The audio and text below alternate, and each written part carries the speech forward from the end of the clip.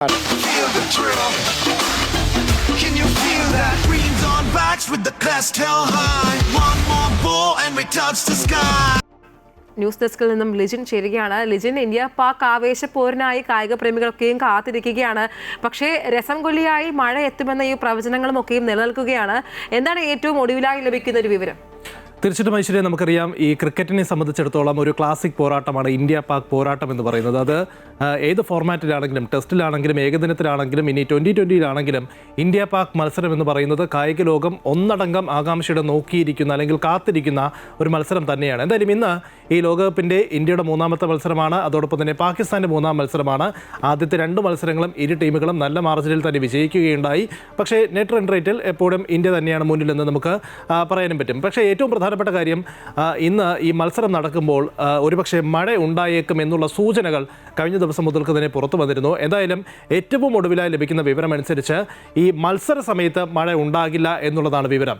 അതിനു മുൻപ് അഥവാ മഴ പെയ്താൽ തന്നെ അരമണിക്കൂർ കൊണ്ട് ഈ ഗ്രൗണ്ട് പൂർണ്ണമായിട്ടും ശരിയാക്കാൻ പറ്റും, അതായത് മത്സരയോഗ്യമാക്കാൻ പറ്റുമെന്നുള്ളതാണ് അവിടെ നിന്നും ഗ്രൗണ്ട് സ്റ്റാഫും അതോടൊപ്പം തന്നെ അവിടെയുള്ള ഗ്രൗണ്ടിൻ്റെ അധികൃതർ അടക്കമുള്ളവർ പങ്കുവയ്ക്കുന്ന വിവരം. അതുകൊണ്ട് തന്നെ വലിയ ഭീഷണി ഉണ്ടാകില്ല, ആരാധകർക്ക് അങ്ങനെ നിരാശപ്പെടേണ്ടി വരില്ല എന്ന് തന്നെയാണ് ഏറ്റവും ഒടുവിലായി നമുക്ക് ലഭിക്കുന്ന വിവരം. അതുകൊണ്ട് മഴ വലിയ ഭീഷണി ഉണ്ടാകില്ല. ഇനി അഥവാ ഉണ്ടെങ്കിൽ തന്നെ പെട്ടെന്ന് തന്നെ മത്സരം ആരംഭിക്കും. ഇനി 20 ഓവർ നടന്നില്ല എങ്കിൽ പരമാവധി ഓവറുകൾ എറിഞ്ഞ് മത്സരം എന്തായാലും നടക്കുമെന്ന് തന്നെയാണ് ഇതുമായി ബന്ധപ്പെട്ടുള്ള അധികൃതർ വ്യക്തമാക്കുന്നത്. കാരണം വളരെ നിർണായകമായിട്ടുള്ള മത്സരമാണ്. ആദ്യത്തെ രണ്ട് മത്സരങ്ങളും ഇരു ടീമുകളും വിജയിച്ചാണ് വരുന്നത്. ഇന്ത്യ ആണെങ്കിൽ USA-യും അതോടൊപ്പം തന്നെ നമീബിയയും പരാജയപ്പെടുത്തിക്കൊണ്ട് വരുന്നു.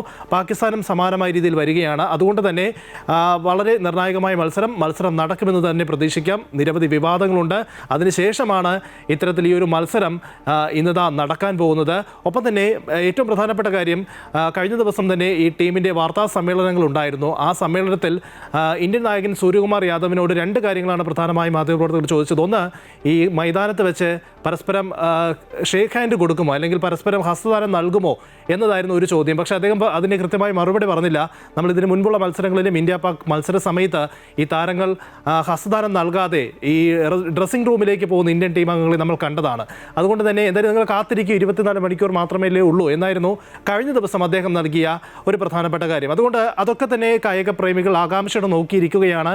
എന്തായാലും മഴ വലിയ വില്ലനാകില്ല എന്ന് തന്നെ ഈ ഘട്ടത്തിൽ പ്രതീക്ഷിക്കാം. ഐശ്വര്യ, അതെ ലിജിന്, ഇനി മണിക്കൂറുകൾ മാത്രമേ ബാക്കിയുള്ളൂ. മറ്റൊന്ന്, ഈ ടീം ലൈനപ്പുമായി ബന്ധപ്പെട്ടൊരു കാര്യമാണ്.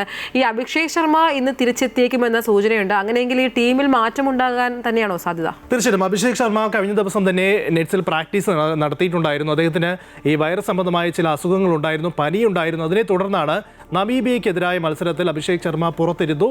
പകരം മലയാളി താരം സഞ്ജു സാംസൺ ആയിരുന്നു ഓപ്പൺ ചെയ്തത്. പക്ഷേ സഞ്ജുവിനും ഒരു നല്ല സ്കോർ കണ്ടെത്താൻ സാധിച്ചിരുന്നില്ല എന്നുള്ളതാണ്. ആദ്യം മികച്ച തുടക്കം അദ്ദേഹത്തിന് ഉണ്ടാക്കാൻ പറ്റിയെങ്കിലും അതിനുശേഷം കൃത്യമായിട്ടുള്ള ഒരു അതിനെ മുതലാക്കിക്കൊണ്ട് മുന്നോട്ട് പോകാൻ സഞ്ജുവിനും കഴിഞ്ഞില്ല.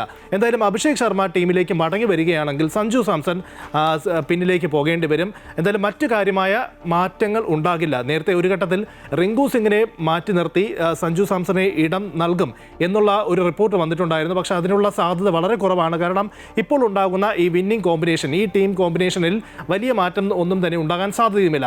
മറുവശത്ത് പാകിസ്ഥാനെ സംബന്ധിച്ചിടത്തോളം പാക് നായകൻ കഴിഞ്ഞ ദിവസം പറഞ്ഞൊരു കാര്യമുണ്ട്.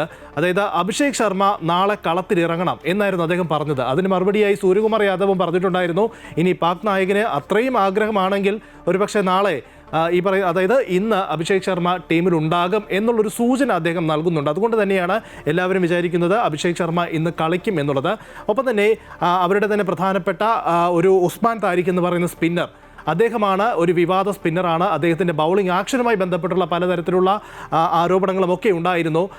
അദ്ദേഹത്തെ എങ്ങനെയാണ് നേരിടുന്നത് എന്നതും ഇന്ത്യൻ താരങ്ങളെ സംബന്ധിച്ചിടത്തോളം നിർണായകമാണ്. കാരണം പ്രേമദാസ സ്റ്റേഡിയമാണ്, അതുകൊണ്ട് തന്നെ സ്പിന്നിനെ അനുകൂലിക്കുന്ന പിച്ചാണ്. അപ്പോൾ സ്പിന്നർമാർക്ക് ഒരു മുൻഗണന അല്ലെങ്കിൽ മുൻതൂക്കം ലഭിക്കാൻ സാധ്യത ഏറെയാണ്.